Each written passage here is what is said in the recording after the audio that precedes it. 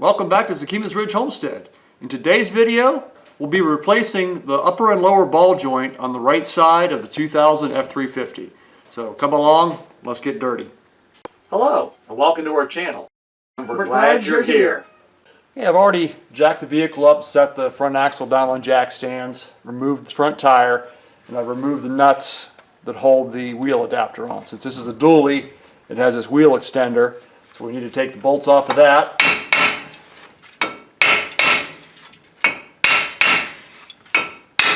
Pop this loose and remove this. We'll need to remove the four-wheel drive adapter. It just has this clip on it. Squeeze that. That pops right out, and that should slide out of there. I did replace these a while back and got the vacuum system working, but recently it has not been disengaging. So that'll probably be another video later when I figure out what the issue is on why these aren't disengaging the way they're supposed to. But that's for another day. We will need to remove the caliper and the stuff that's inside of here. But the first thing I want to do is take this tie rod off so that I can swing this side to side without having to turn the steering wheel. So we'll need to take the comfortable bench out of the way, get down on the floor.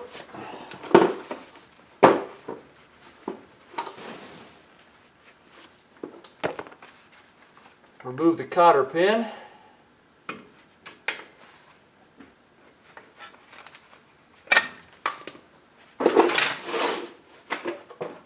Hopefully I have the socket I need down here.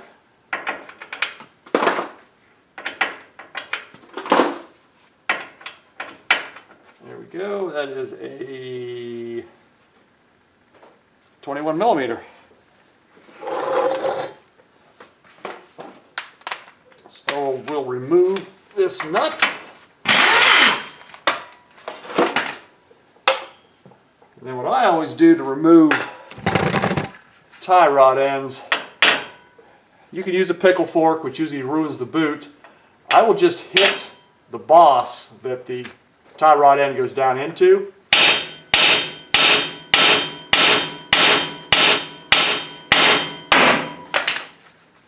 And that's usually enough to get it to pop loose, which it is. Lift that up and out of there. And now this freely turns so we can do the other things we need to do, which is I said the caliper and the rotor and the bearing and all that fun stuff. The slider pins on the caliper are 17 millimeter, so we'll remove these. So we'll remove this. I think before I pull the caliper, I'm going to take the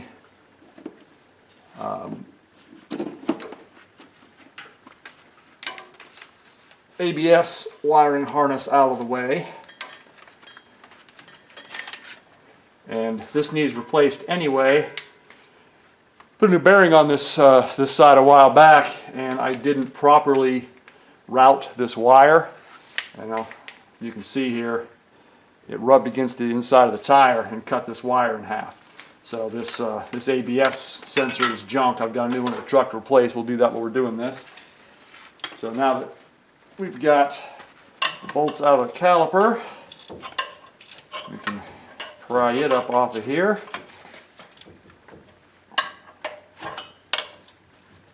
There we go. I'll just sit it back on the spring. That should keep it out of the way. Take our little spreader springs off our brake pads.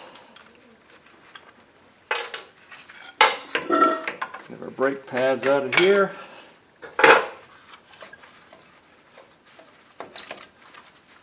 Now we can use a 21 millimeter to remove the bolts that hold the caliper mount on.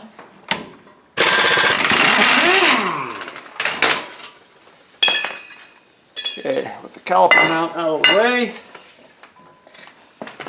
Rotor should slide right off of here.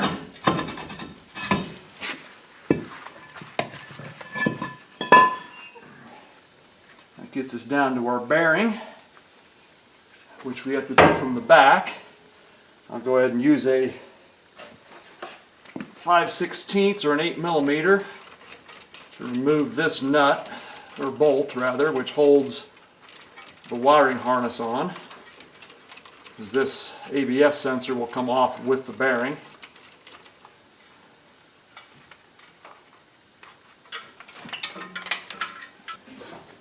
And inside of here there's a snap ring.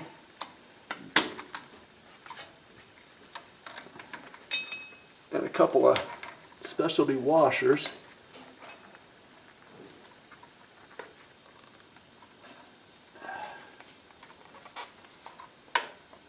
Okay, there's our snap ring.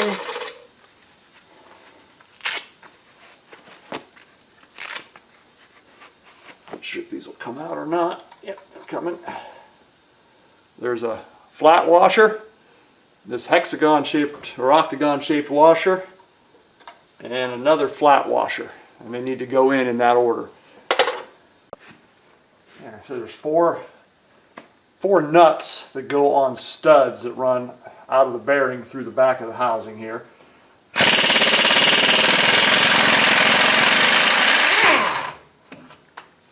Sometimes they come off as nuts, and sometimes it pulls the whole stud.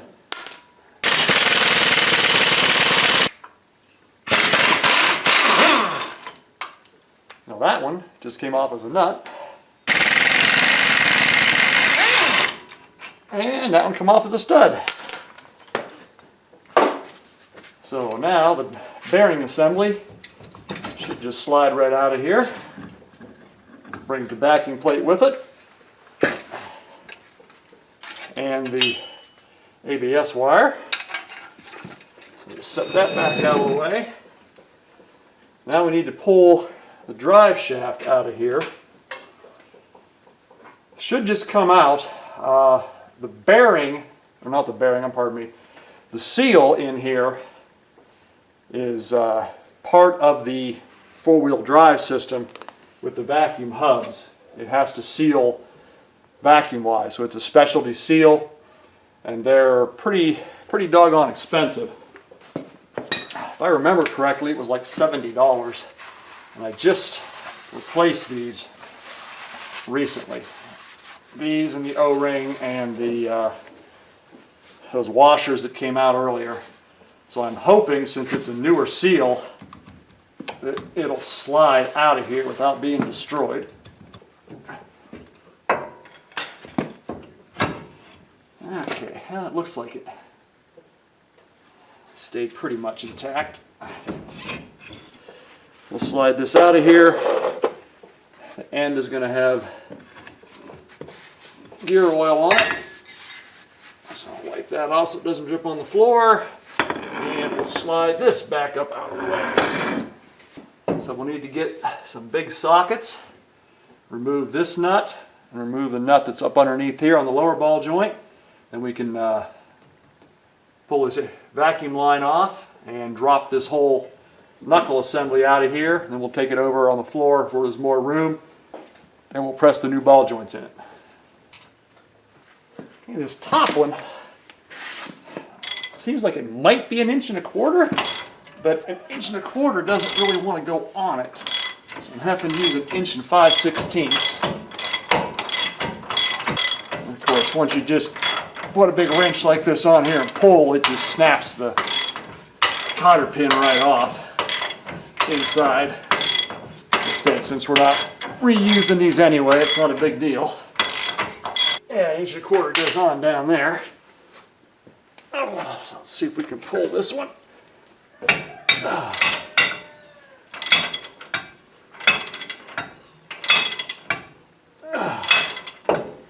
Alright, I won't bore you with taking this other nut off. Once I get the nut off, we'll hit these with a hammer and drop this knuckle unit off of here. Okay, with both nuts off, I'll need to hit here and down here on the yoke part of the axle. It sticks out that both the ball joints go through, until this comes loose and drops. I'm not going to film that because it might, just for one, it's going to be noisy beating on this thing, and it might take a little while because you've got to break both of these loose to get it to drop. And on the top one, I don't think this one has been aligned, but if you ever have to change the camber or the caster on your front wheels, the only way to do it is replace this bushing that's up here. So if it doesn't look like this is dead center in this bushing, if it's, you know, off to the back or in the front or wherever, then this bushing has been replaced to move this ball joint either closer to me or farther away to change the camber of the wheel, or to the back or to the front to change the caster. So if that's been done, you got to be real careful you don't move this bushing that the upper ball joint goes through, because that is what aligns your wheel. Like I said, mine looks pretty centered, so it's probably never had to have been changed before. But it's just something to keep aware, that if you move this bushing, it's going to change either the camber or the caster of your wheel. So you got to be careful that stays in the same position. It does have a notch in it, so in my case the notch is right here in the front. So I will take and I will scribe a little mark. I'll probably get a hammer with a punch, and I'll punch a little notch right here in the casting so that this stays lined up and I can tell if that moves or not. Yeah, I got them both loose. I hit here a few times, hit down here a few times. And since we're replacing the ball joints, I just actually hit the stud, because it doesn't matter if we mess up the threads. So now that it's loose, I should be able to just, there we go. So there's our knuckle with our two ball joints.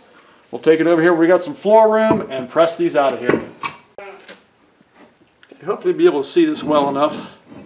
Trying to keep you centered in the camera. Don't mind the sheep sounds. They're locked out of the stall right now. They're not too happy. Bottom ball joint has got a snap ring on it, so we'll need to remove that snap ring.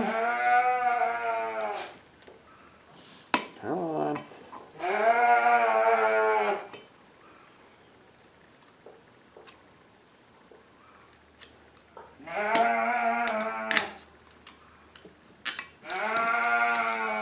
Seems like they just don't make snap ring pliers like they used to.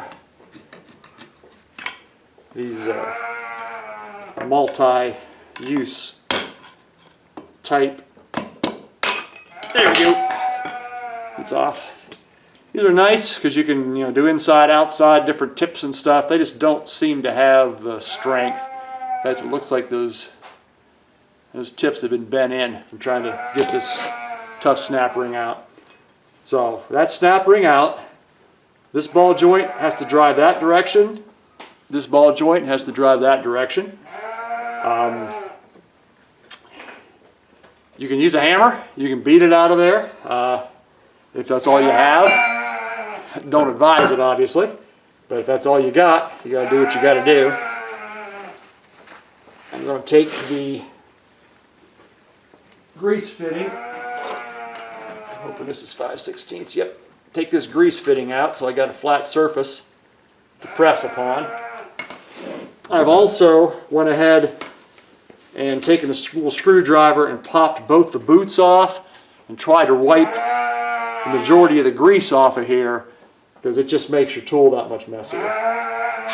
So with the ball joint press I have, to find the one that it'll fit through, that'll work. So we'll put this here and this one there, maybe. Oh, that's right, I needed to use a spacer. Nope, that's not it. It takes a minute or two to figure out which of these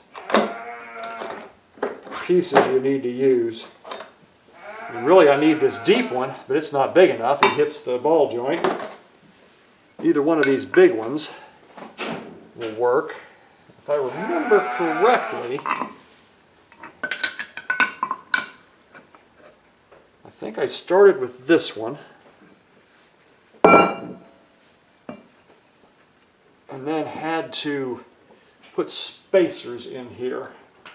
And again, like I said, this isn't really a completely comprehensive kit as far as ball joint presses go. I'm sure that there's a bigger kit out there that would have a specific cup to use in this application, but like I said before, this is better than using a hammer, and you got to use what you got. So we'll put that on there, get our impact gun, tighten this up a little bit, and this should start pressing this ball joint.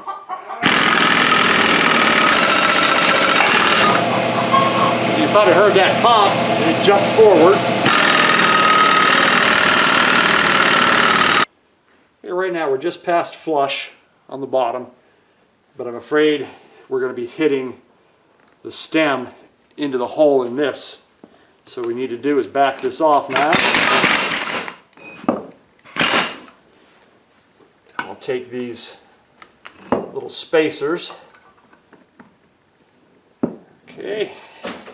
Now if that's arranged, I should be able to just zing this the rest of the way on there.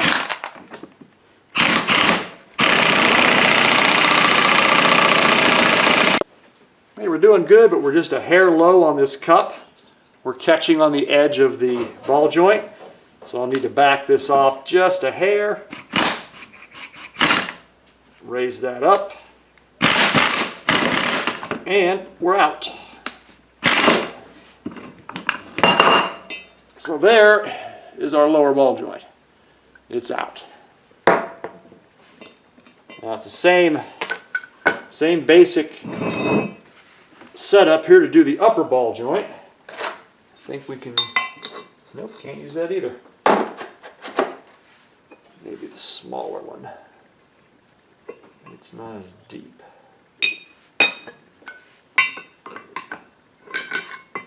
Wow, the nice thing is, the problem we were having is this adapter hits the top of the ball joint, so you can't push through.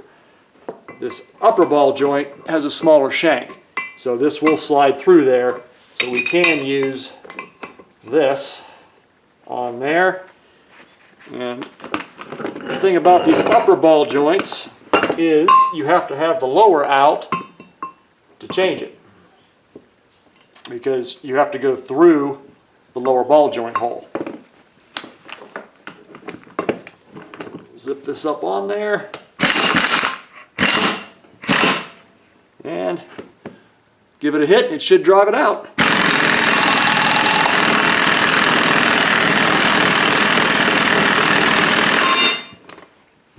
Simple as that.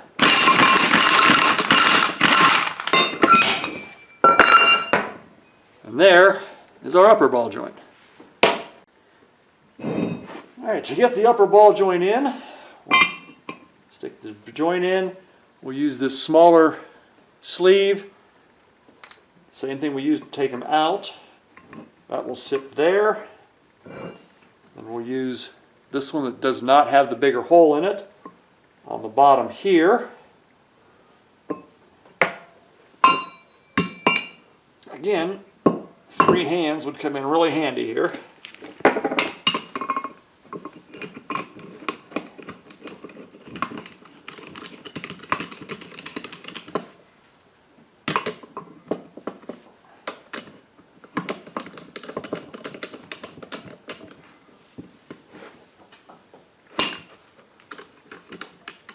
Okay, everything should be locked in there centered. Stick the impact on our threaded shaft.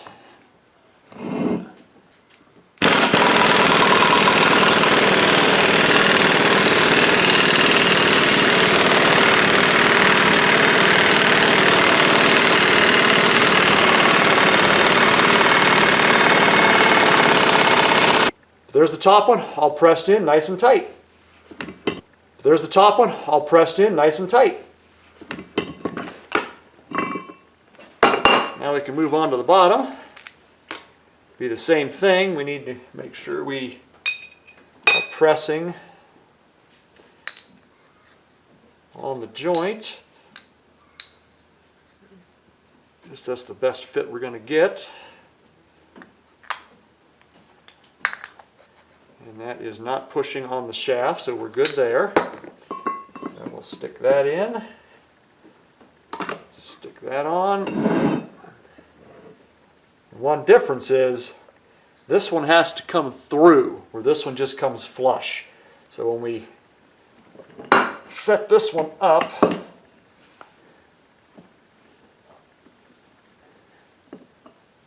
I think we have to do it in stages, if I'm not mistaken.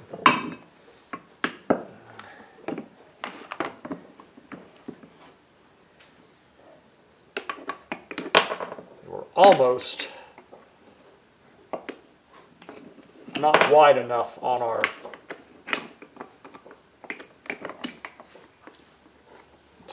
C-clamp part. Okay, so that should get it started. Go ahead and start running the ball joint in. Okay, we're drawn up as flush as I can get it, and I think I might be using the wrong top piece.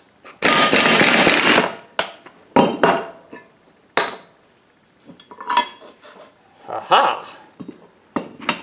That gives us some space.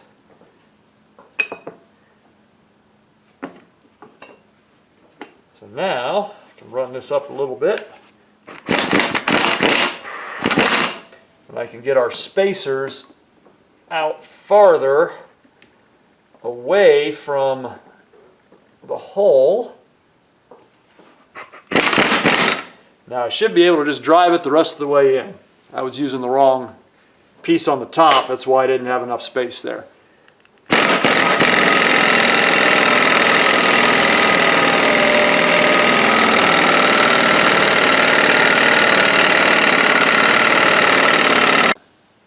Okay, that's got us all pressed in there where it belongs. Stuff out of the way.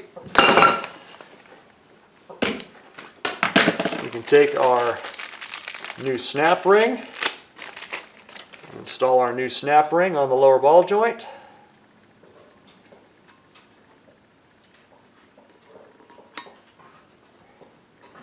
I know throughout this video I've been referring to this as a lower and a bottom. I think the correct terminology is lower and upper, not bottom and top.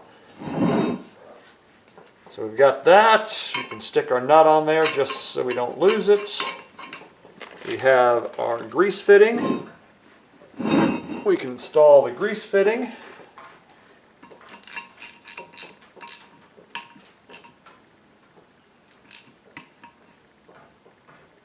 Okay, and the upper one, we can stick our nut on so we don't lose it.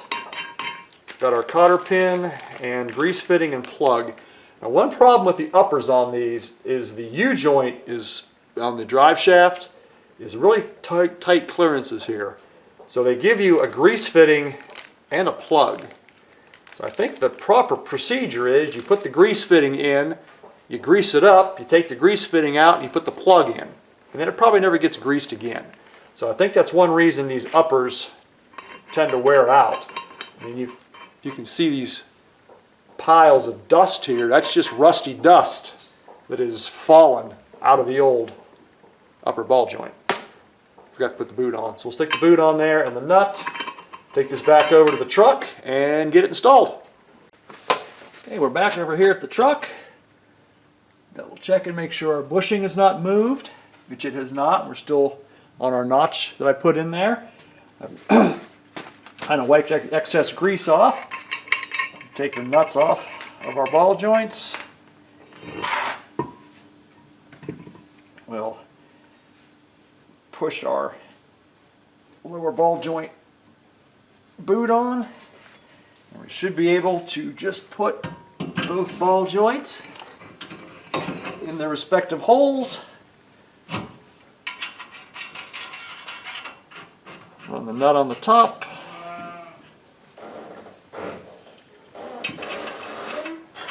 Run the nut on the bottom. And tighten these up.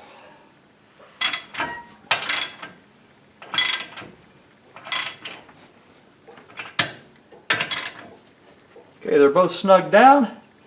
I'll turn the camera off so I can get more room in here, and I will get these good and tight, and we'll go from there.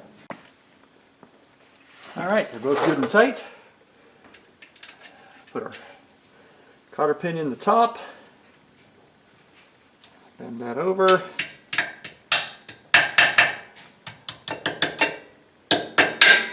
down,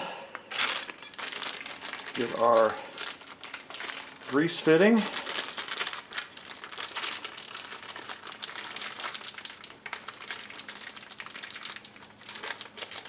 so I'm hoping there's enough room that I can leave this grease fitting in and then add one to the other side so I can keep these uppers greased as well.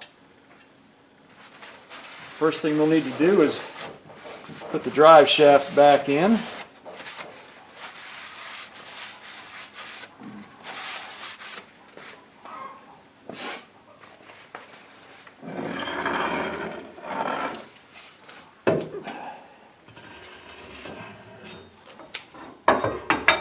Now this floppy seal here is just kind of a dust seal that keeps dust from going down the axle tube. There's an actual oil seal back in there on the end of the shaft. So this one's not real critical. And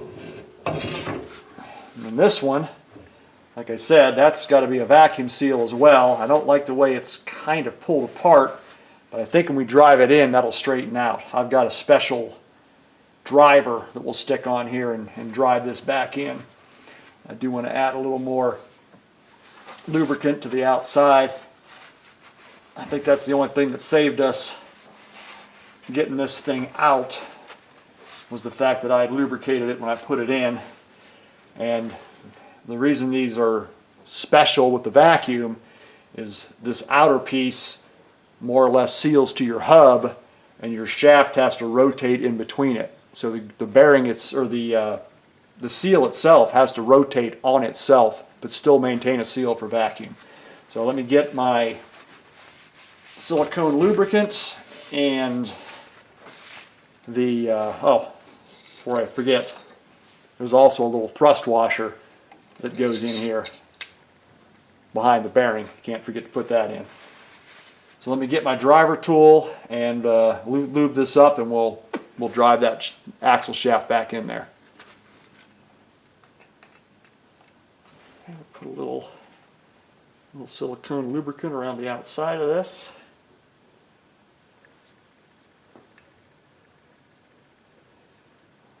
So the way this metal piece is pulled out, it might not work anymore. So I may end up having to buy new seals, but we'll cross that road later. Slide this in. We're in the splines in the back. And this tool here, it both seats that seal on the shaft. I'm going to remove this because that sits in that space. And it also drives it into here the proper depth. That's what this is here for. So we stick this on. All we have to do is get a hammer now and drive that back in.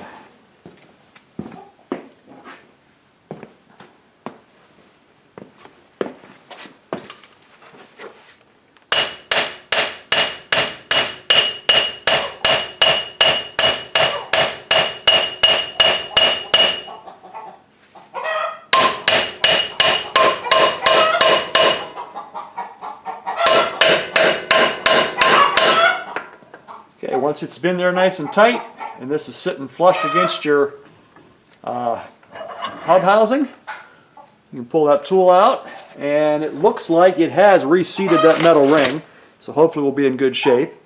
Can't forget to put our little thrust washer back in there. And now it's time to put the bearing back in.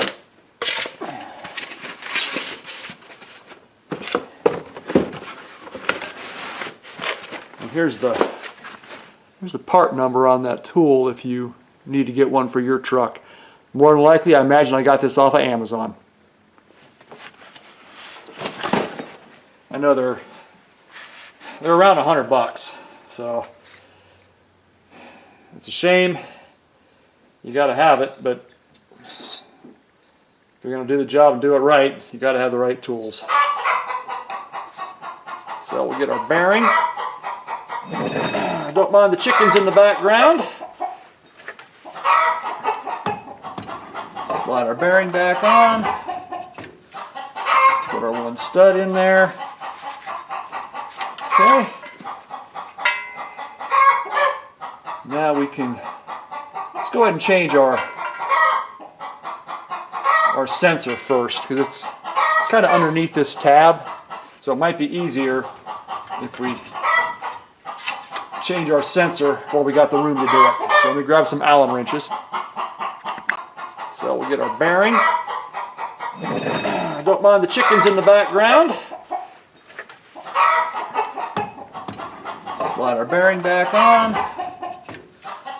Put our one stud in there. Okay. Now we can, let's go ahead and change our sensor first, because it's kind of underneath this tab, so it might be easier if we change our sensor while we got the room to do it. So let me grab some Allen wrenches. Okay, it's a 5mm Allen wrench. Take this screw out, and we'll take our sensor out.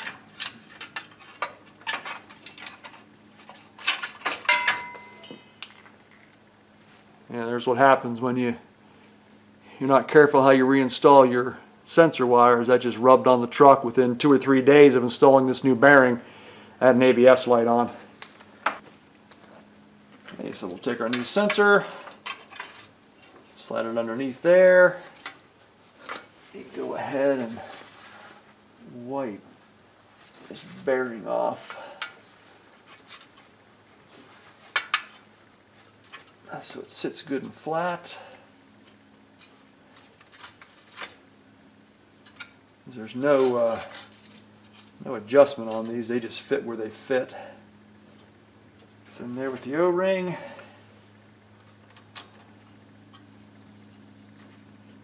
Put our bolt back in.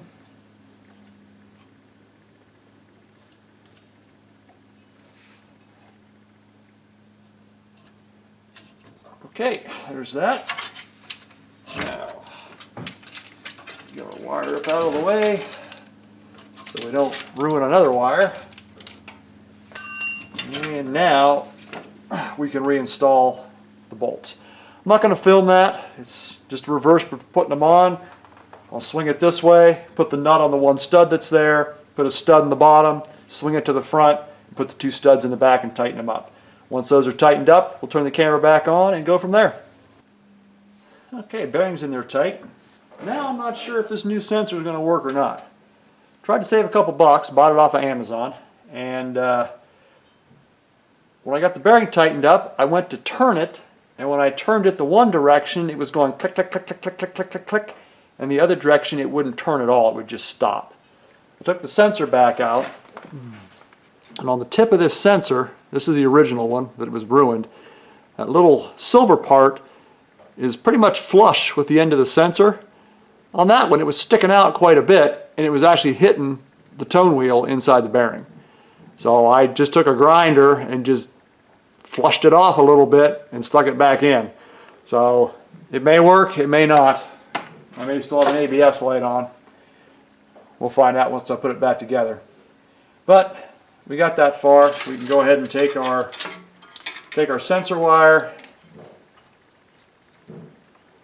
reinstall our bolt that holds the wiring harness.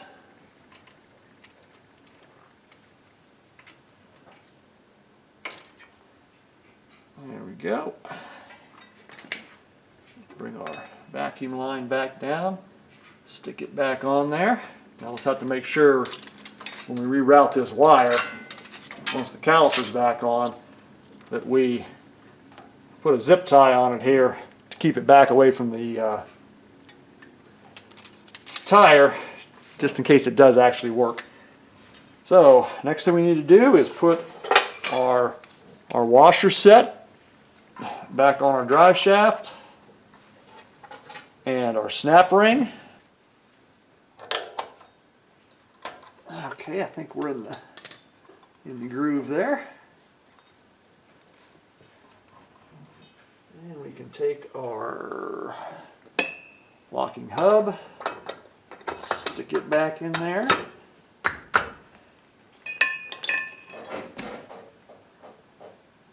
Take our ring.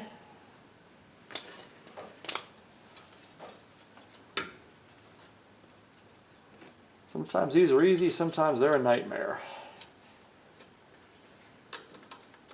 Looks like today it's going to be easy. Okay, that's in there. And I'll tell you what, that is hard to get out if you still have that extension hub on there. Because you can barely get back in there, and then you can just barely grip this to jiggle it out. But it works. Oh, let's stick our rotor back on.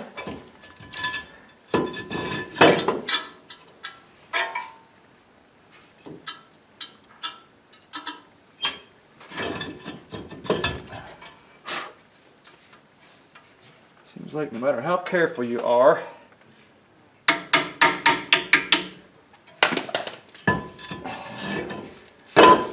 that shield gets a little bend in it and ends up hitting when you're done. Turn it this way. We can take our caliper mount, which is conveniently under the camera. Put our caliper mount back on.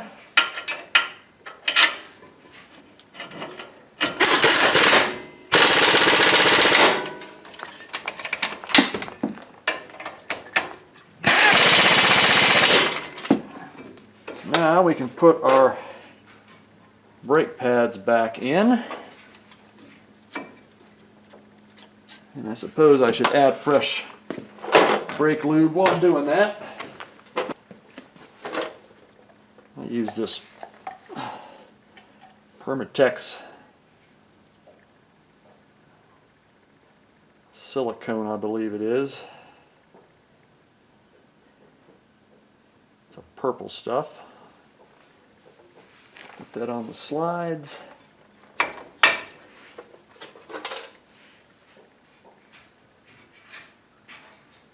And these should be pretty good. They're not that old of brake pads.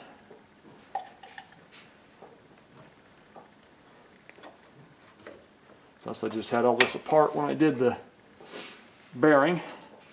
We'll put our little spring spreader springs back in.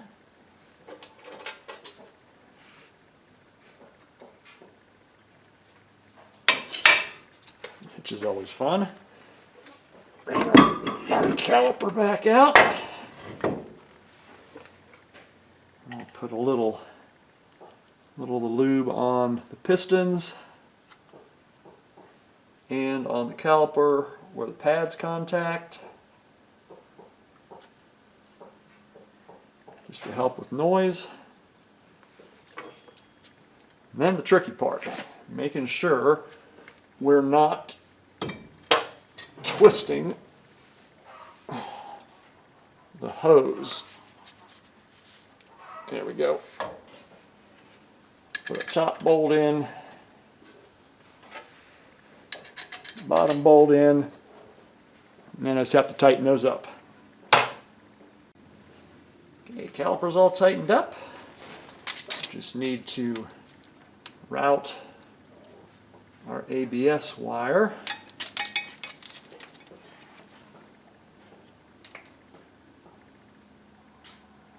There.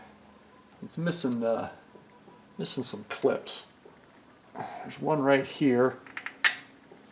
It's up out of the camera. It's on the vacuum hose and the brake hose and the ABS sensor all clipped together in one spot. There's supposed to be a clip, I assume, here for it to go to. So I'll just put a zip tie there to keep this back from the wheel. And then there's a little clip that goes in the frame that I have the old one in the frame. So I'll just pop this new clip off, clip that up in the frame, and plug her in.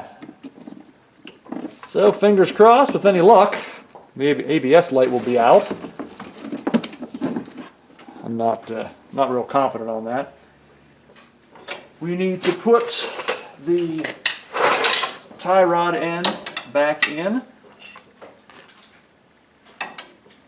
We'll need to pry this up.